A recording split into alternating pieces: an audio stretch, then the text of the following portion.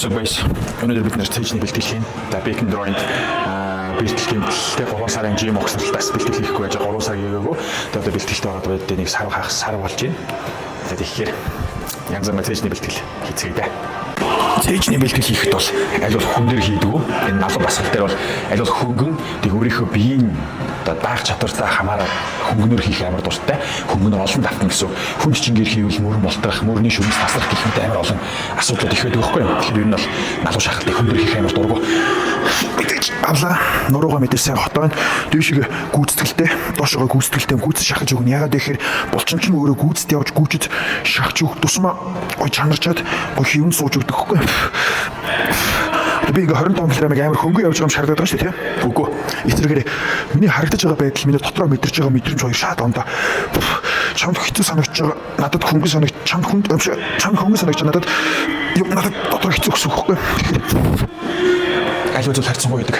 Манай дүүнэр бол их хөжлөн хөвтэй шахалтан дээр амар хийдэг. Хөвтэй шахалт хийхээр цэжний доод тэгээд өмсөн объем руу орж байгаа шүү дээ. Гэхдээ хажуулаас харангууд цэжний тэгээд хэсэг яг дутуу харагдаад байдаг. Ягаад тэгэхээр ингэ цэж өргөж явах гэхээр доошоо шууган сонирм гурван цэжтэй болчих гээд байдаг тийм. Тэгэхээр юм налуу шахалт гэж байдаг. Налуу шахалтыг сайн хийснээр хажуулаараа цэж өргөж пэдгээ явуулсан ч гэсэн хамаагүй цэж чинь дүүрээ харагддаг байхгүй. Би түрүү хэлсэн шүү дээ. Налуу шахалтыг хийжээж хүн дээр хийж болохгүй. Мөхөр өөртөө итгэлтэй. За би хүн дээр шаачин гэмтэхгүй гэж бодож ивэл чи хүн дээр хийж болно. Окей. Бисаа халдсан байгаа учраас шууд ингэ тавиа явцсан шүү. За мэдээж муруугаас огтоогоо далаас ань шахна. Цээж рүү айлуулах сунгаж өгнө. Хоп. 1 2 3 айлуулах ингэ дохоо гүйцэд биш заяа. Жоох юм халаах маягтай. Эхний дорлтыг ороод дараа нь сүүлийн 10 оролтыг нь маш сайн цээж шахаж дээшээ толгой өргөж шүү. Опа. Тавихтаа хойшоо ирлээ сайн тулгах шүү заяа. Тэгээд зүйлэн хоёр талын зэрэг тавина. Зарим нэг маань ингээд нэг талын тавиа дараа нөгөө талын тавих гэдэг. Тэр маш аюултай. Ягаад тэгэхээр нэг талын тавингууд нөгөө тал дээр чи хамаг ачаал нь ирчихээ. Шүрмс тасар ингээд огцон татагдах аюултай. За guys мэдээж гинт хүнд чинь авч гарч ирээд байгааз шалтгаан нь би халтсан.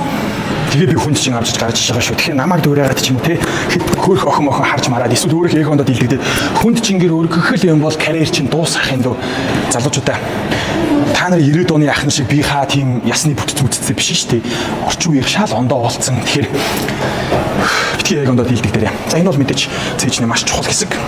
Үндсэг суур доод те гол хэсэг. Биеийн дасгалт амар их дуртай. Миний цээж миний үдийн амжилттай бенз авч унж те дэлгүүр босгосон юм. Ач гавья хин дасгалнаас гарч ирсэн. За маш болгоомжтой авна. Нуруугаас хохтоож өгнө.